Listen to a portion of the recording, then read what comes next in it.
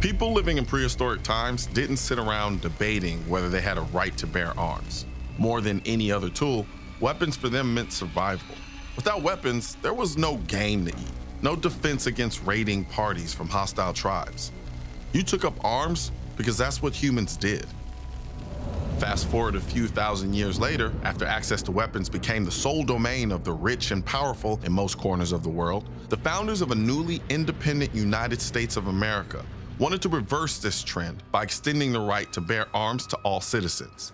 But from the Civil War to the late 20th century, our history has involved more and more gun control, restricting people's access to firearms. The Second Amendment was still there, written out in the Bill of Rights where we could see it, but it was stuck in deep freeze. It wasn't until the last few decades that patriotic Americans have managed to reverse the trend. Currently, we're closer than any time in the last 200 years to the freedom our founders intended for us. That pure liberty is so close that you feel like you could reach out and touch it. But we're not there yet. And some states like New Jersey and California are lagging about as far behind as they can manage. Armed self-defense is a basic human right, and it's one the founders wanted us to enjoy without infringement. Let's keep working to melt away all the restrictions that make us as a people less free.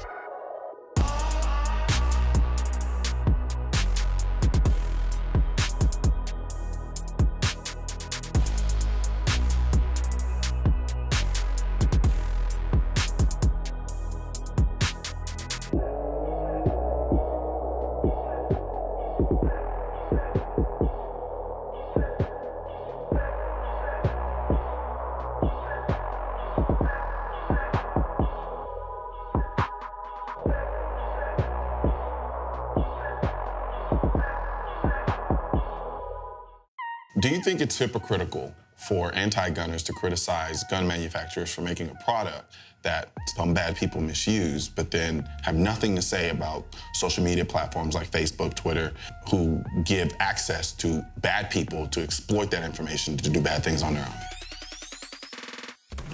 Here's what I say about that. Any tool, the more powerful that is, the more ability it has to be used for bad or good. I think that it goes so far beyond just firearms. I wish there was a freedom of speech group that was just as powerful as NRA. It's literally the gun manufacturers. If you have an issue with them, you have an issue with the Constitution, right? If you have an issue with Twitter or Facebook, you have an issue with the First Amendment. One of my favorite things is go to a dinner with a bunch of friends and say the first person to pull their phone out pays for the meal. You should probably invite me to dinner if you never went. Yeah, because then I've seen you with your phone. Yeah. Jeez. While I disagree with the use of social media in the sense of especially with human trafficking and child exploitation, they need to very much restrict that type of thing, right? Whereas they're more concerned, I think, social media with restricting firearms content than they are with, human exploitation, which is, it's crazy to me. It goes beyond, the having a forum or a platform for criminals to prey on people, and I think that's atrocious. My theory on that is just freedom and people's own choice and people to be trusted, with that responsibility. You start taking everything away from everybody, how's that work, Absolutely.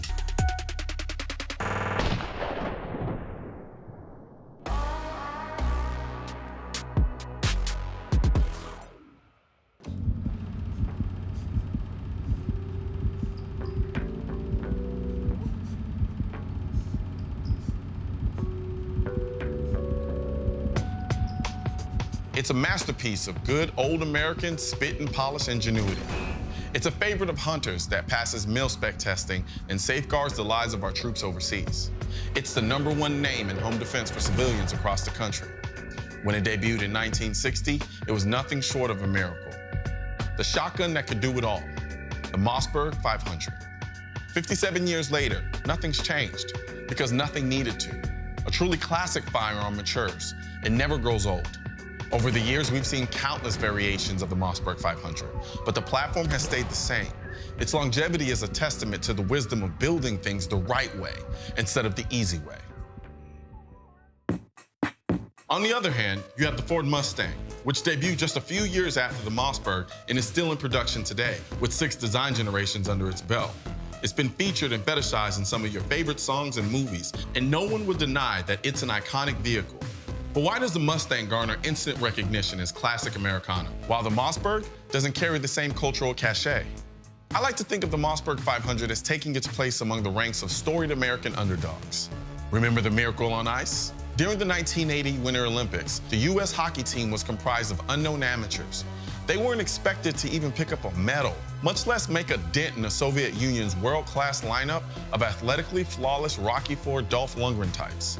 But they shocked the world and won the gold through a combination of fearlessness, teamwork, firm leadership, and that American quality of being too damn stubborn to lose. The Mossberg 500's flawless design should make it an American icon, considering how many lives it has saved. Its contribution to our nation's life cannot be ranked alongside a tractor or a muscle car.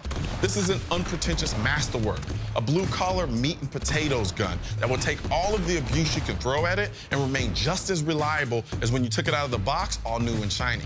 But when most people think of classic American engineering, they think Chevy and John Deere, long before they think Mossberg, and that's a shame. It's a shame that we allow the media to demonize hardworking men and women who toiled over the shotgun's every last detail. That we allow them to tell us that this is a shameful killing machine instead of an authentically American creation to take pride in. This gun is the definition of everything that's ever been right about America. The freedom to build, the freedom to create, the freedom to defend our lives. Transcending its humble origins, it had the pluck to go toe-to-toe with European giants and emerge victorious. Much like that fabled hockey game, this is a bona fide American miracle.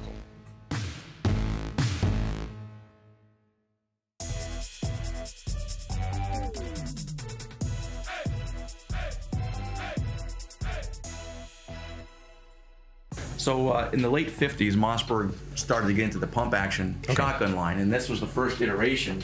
This was the Model 200. It came out in 1955. Jesus. It is very rifle-like. Yeah, very rifle-like, very bolt-action shotgun-like, clip-fed. And in the late 1950s, Mossberg decided it wanted to get into the market that was populated by like the Ithaca 37. Okay. So Mossberg set about designing a pump-action shotgun that would appeal to that segment of the population. Gotcha. And they come out with the Model 500, and this is actually the number 7 prototype. Good Lord. And the interesting thing about this is, there are certainly some differences, but in point of fact, it's pretty close to what a current Mossberg looks like now. It was definitely ahead of its time. Absolutely. I still believe you just went in the back and scribbled this on here. No, sir. It's so valuable to us as evidence of what we could do and what the design engineers did back in the late 50s, before computer-assisted drawing, before computer machines, in fact. Once this came out in 1961, it really changed the focus of the company. They started transferring machinery from making rifles to making the Model 500 shotguns. History.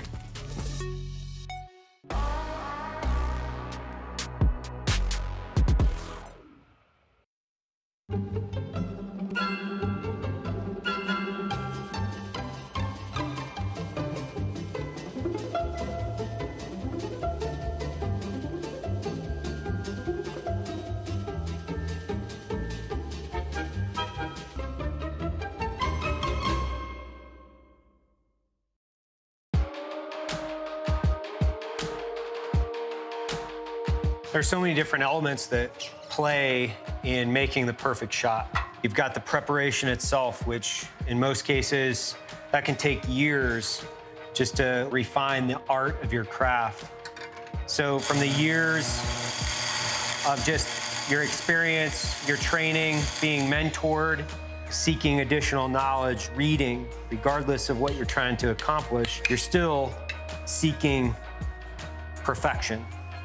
So what we do takes years to accomplish that.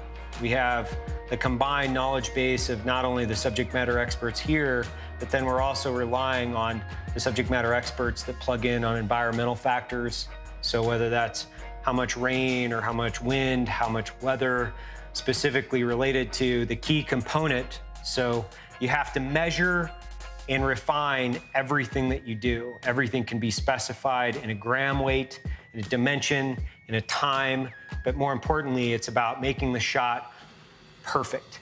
So hitting center mass. Here, we try to accomplish is perfection and replication of perfection every time we step behind the machine or the gun. So if I hit the trigger, or if I hit the button, what I'm after is always perfection. I'm measuring gram weight and time in conjunction with perfecting the roast. And at the end, what you have is the perfect shot.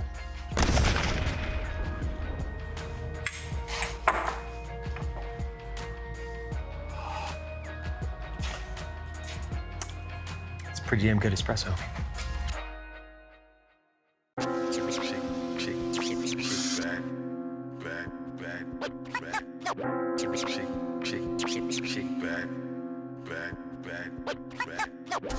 When I first came across Black Rifle Coffee, I initially thought of it as kind of like a juxtaposition of two different worlds. Well, I guess culturally, I guess you could say that. When I first started Black Rifle Coffee, I wanted to do guns and coffee. I wanted literally to sell guns in a coffee shop.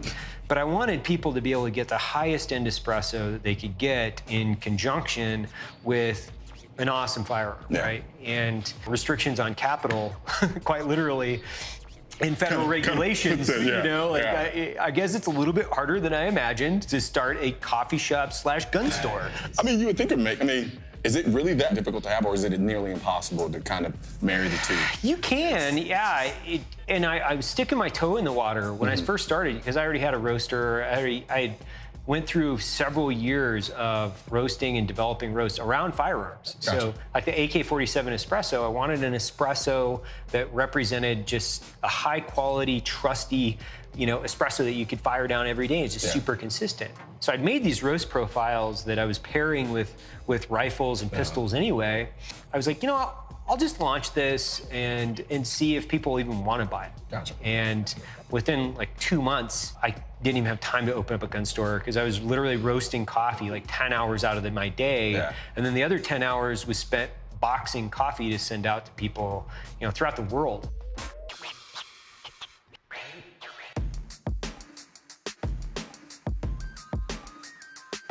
I think the concept is so freaking phenomenally cool. You know, like the idea of the coffee barista, like you think the Starbucks person with, like, you know, the typical hipster. Yep. Yeah, you don't really strike me as a hipster. No, we're the counterculture of that. You know, that's kind of what we were going for. What I was going for was I saw this whole trend in the coffee culture, and it was like you had to look like you were working on a bicycle in the 1800s to serve an espresso. And I was roasting coffee back in, I don't know, 2008, 2007. I started roasting coffee between deployments to Afghanistan, Iraq. And I would come home and I would roast coffee, and I'd go to all these like super, you know, high-end coffee shops. And I was like, man, every one of these coffee shops, it seemed like it was like screaming liberals, you know, wearing like Che Guevara shirts, and it was kind of insane to me. And then, you know, a couple of coffee shops had come out and said, you know, if you're carrying a gun, we don't want your business. I remember that. I did a video on that and got lambasted online. And it's just kind of insane. It's coffee, right? But you know, the in-your-face pro two-way aspect of it, was that something you knew from the word go, that was going to be an intrinsic part of what Black Rifle Coffee is, considering I just said Black Rifle Coffee? Yeah, absolutely. So, you know, what I see is like the Second Amendment is such an intrinsic part of the Constitution. And the further away that we get from 2A, the further away we get from the Constitution. So, you know, we're pro-Constitution, we're pro-America. The company itself, we took an oath, and most of us, 65% of the company, took an oath to defend the Constitution of the United States. And I'll always stand ready to defend the Constitution of the United States. So my company, it's part of my DNA, you know, as the founder and the CEO of the company. We're never distancing ourselves from the Constitution. We're never distancing ourselves from the Second Amendment.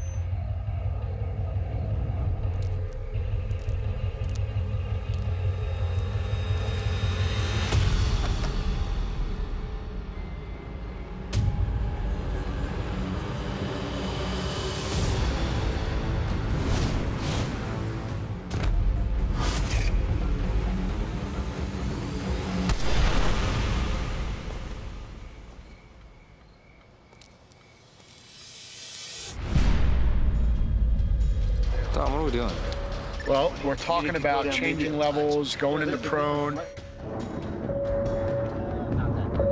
Send it. Send the camera.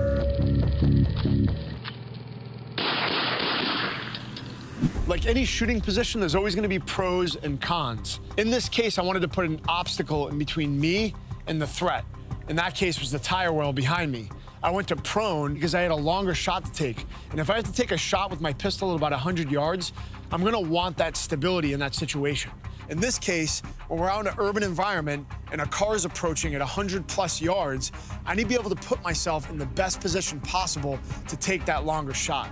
There's 3 advantages that prone's gonna give us: changing levels, keeping a low profile, and stability.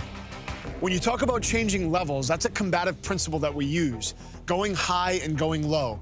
Typically, a threat will send rounds downrange to the last place they saw movement. You want to be unpredictable. You don't want to give the threat the upper hand. So if we can create movement around the vehicle and change levels to get low, we're putting ourselves in a better position than we would have if we stayed in the same place. The second thing is keeping a low profile. If you're out in an open field and you don't have any cover to deal with at all, the best position you could possibly be in for a low profile is the prone. Me standing up, I'm offering a lot of target area as opposed to only my shoulders and the top of my head. I'm reducing that profile down to nothing while increasing the stability of my platform that I have. The third thing, and one of the most important things to think about in prone, is having a stable shooting platform. Going to prone is one of the most stable shooting platforms you can get into.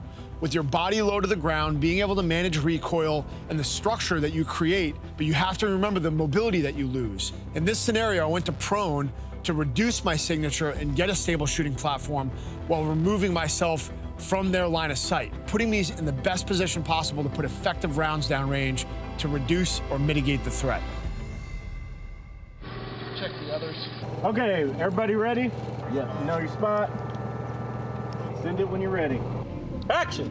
My first move is to manipulate my shirt material to begin my draw.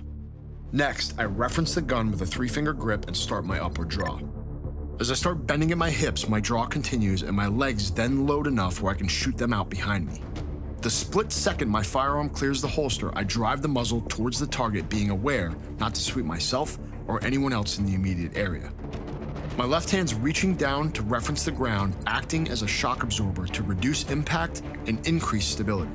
The second I feel my body connect with the ground, I get as flat and stable as possible. When I know I'm stable, locked in, and have found my front sights, I will then continue to scan the area and take shots if necessary.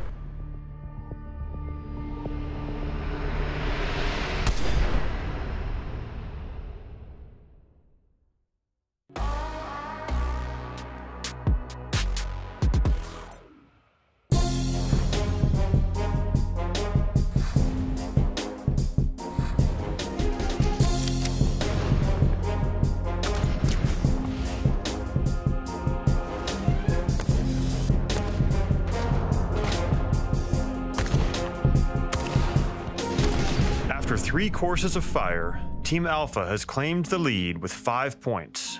Team Bravo's in second place with 4 points, and Team Charlie is in third place with 2 points.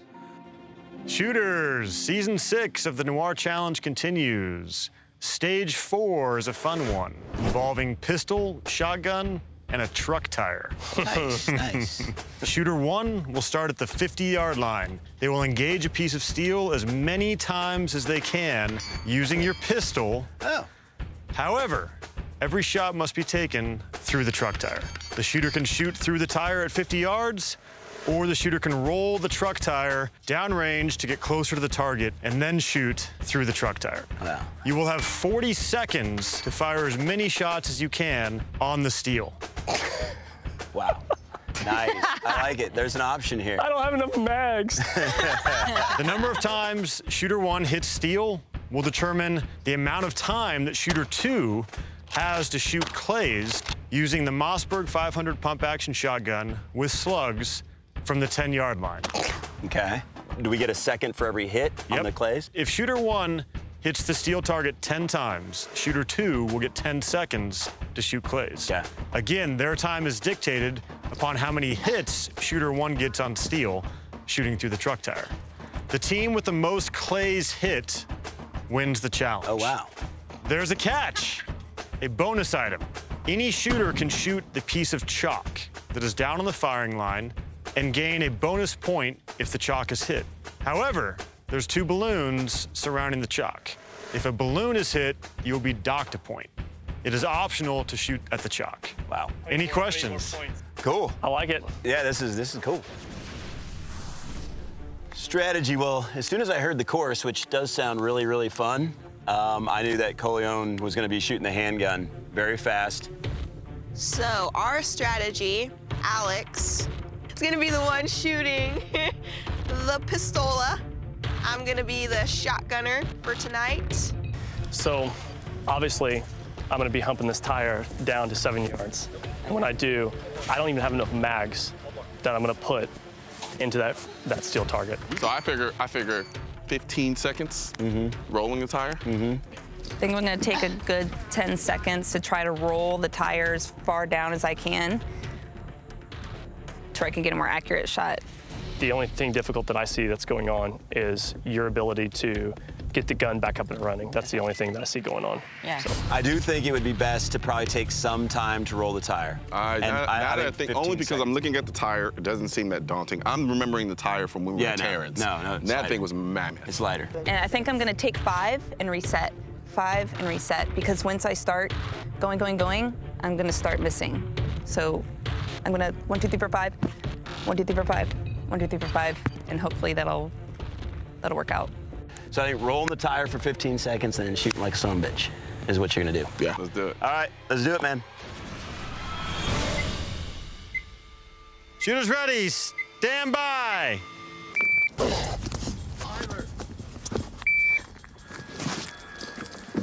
Come on, Alex, you got it. Nice, bro. Move that thing. A little bit toward me a little bit. 25 seconds. 10 seconds!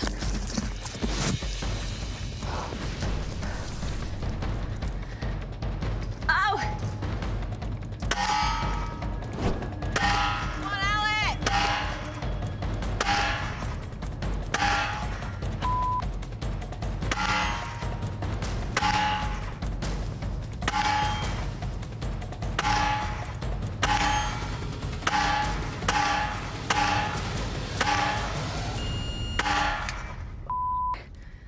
That's hard as shit.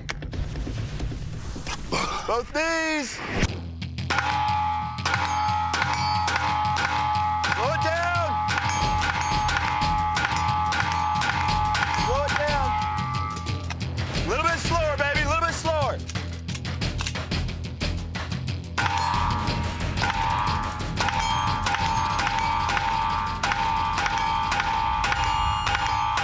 All right, time. Nice.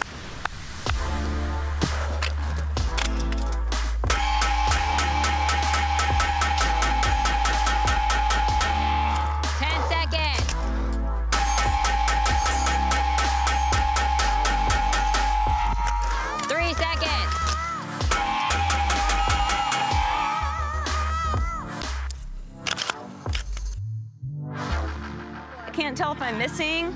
Yeah. Because it sounds like you're hitting it. Going on some of them. Rock and roll, baby. Rock and roll. Rock and roll. I didn't count how many hits, but I think you gave me some time, baby. Good work, good work. That was sweet. Nice work on the tire. Getting some room. That was the right decision.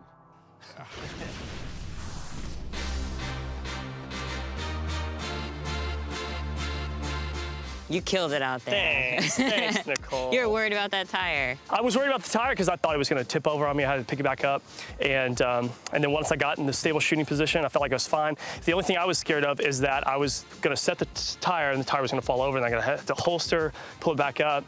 But I felt like once I got on target at 7 yards, I'm just going bop, reload, bop. I knew you were going to get a bunch of those. And you made this round going to be easy for me. Thank you. I got a lot of time. Good, yes, you do. 2, 1, go. Safety, yep. Shot, hit, rack it. Wow. Rack it. That's impressive. Rack it. Okay. Shit, dog. This is Don't move. Stop moving. My God. Back it. Last. Good. That Move over. Move over. Other way, girlfriend. Oh, gotta reload. Oh, yeah, this is a pump. It's okay. It's okay. So Take your much time. She could probably take out all those. Yep. Keep going. You're fine. You're fine. You got 15 seconds, okay? So you gotta finish this. Keep going. Rack it. Rack it. It won't rack. Yes, it will. Rack it. It won't rack. That was unbelievable. She's stuck. Oh, 4. time's out. And see, that's what I was worried about. I don't even have to 2. worry about that, because I won't even have a chance to Why wouldn't it reload. rack? Shit. Stop. You're done. She wasn't moving in between shots. I was gonna stand in front of each No, target. no, you don't want to. You don't want to move. All right, what'd you guys get? 1, 2, 3, 4, 5 clays. Told you it was gonna be the thing, right? Yeah. Did good. I think you had at least 15 hits. I'm hoping so. I couldn't tell because I couldn't hear anything. Right. And I started off running sights and then shooting really fast. Right. So from there, I actually went to the laser. Yeah, you saw Because I that was the like- laser was an advantage once it was on the target. Exactly. Gentlemen, that was good. You fired 34 rounds. You had 17 misses. You hit steel 17 times. Nice. 2 of those were after the shot timer. Oh, 15 So seconds. that puts you guys at 15 seconds for Darren to work on clays. Okay. So now what's happening now is this is what they're gonna do. They're gonna shoot off 5. They're gonna load 1 into the chamber and just get 6, because that's all they need. They know that they're not gonna do it, right? The last time he rushed his shotgun, he missed. Get ready. Stand by. Oh, no. And that was supported shotgun that he shot. He didn't Usually have people don't shoot slugs like this. They don't, which makes it Not difficult. in a match. Don't get that balloon. Don't hit that balloon, Darren. Eyes and ears. 3, 2, 1.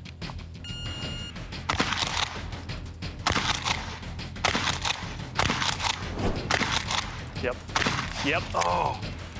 How much? 6 seconds.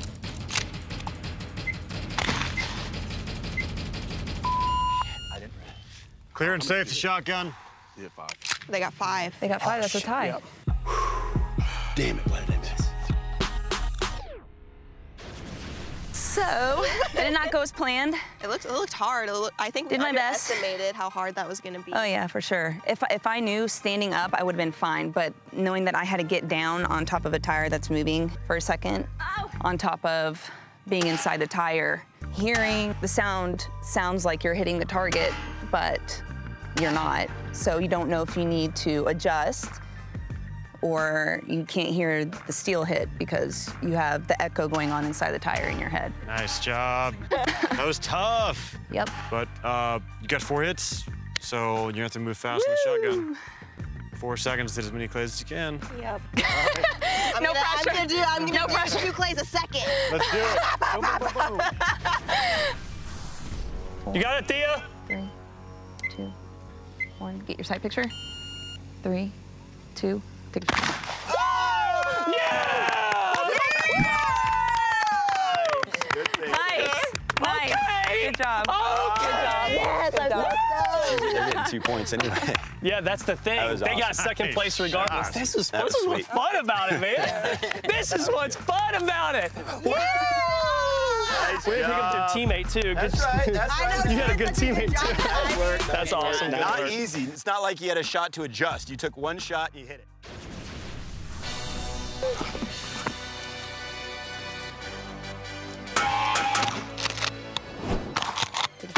That was awesome. That was a lot of fun. That was awesome. Course 4. Yeah. Some tire rolling, some pistol shooting, some shotgun slinging. Yeah. That was a cool course. Team Alpha, the Sloths, you guys had 44 seconds to shoot clays, right? You fired 51 shots. That's right. You had 7 misses. Amazing. In time, you fired a lot of rounds. Thank you. You were slinging lead. Then Nicole, you rocked the shotgun. You had 5 hits. Yeah, that lever on the side, I just had trouble with it. I forgot that I had to push it to release. Not used to the pump shotgun platform, so that was one of the things. Well, none of us have had practice with the Right. pump shotgun before either. So we're basically using a firearm that we've never used before and don't know how to function. And that's, it's part of the competition, That's right, you know? and I like So, yep, can you figure it out? Can you not? Can you think on the fly? Can you problem solve? Can you communicate as a team? Help that person. So Yeah, hearing Darren slow down. Slow it down. Which is the only thing he ever says to me when I'm shooting. A little bit slower, baby, a little bit slower. Once I heard him say slow down, that let me know I'm not getting my hits. Yeah. So then from there, I was like, wait a minute, I have a laser on this thing. And at that point, I'm assuming I was getting my hits. Yep. Team Charlie. So Thea, you ended up with 4 seconds, and you chose to Chalk it up. just chalk it. Chalk it up. And she nailed it. Went for the chalk. Yeah, but it was Don't look good at the clock. timing by my partner, too. She told me when to pull the trigger, and I pulled it on her mark. I'll tell you when to shoot. 3, 2, take a shot. I think it's the best shot of the comp so far. That was insane. I agree with that. It got you guys a bonus point, so you guys got a bonus point. Yeah. You two guys, Team Alpha, Team Bravo, you guys tied, so we're gonna have a tiebreaker. The tiebreaker is gonna be the teammate of your choice will go to the 10-yard line with the Mossberg 500 pump, and you will have 10 seconds and as many rounds as you need to shoot as many clays as you can. That's Darren. Wow. Person with the most clay hits wins. Okay. Nice. All right, let's do it. Shooters ready, stand by.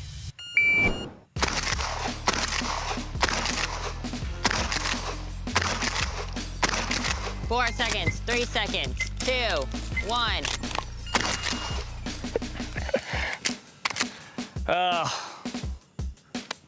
Three clays down. Ego. Sorry, Nicole. Oh, you're good.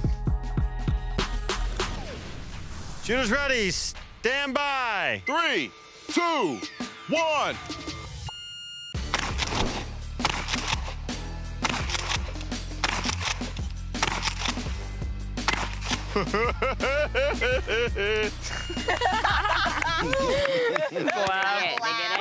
Oh, yeah, they had more than 3. Yeah. You guys got it. Woo!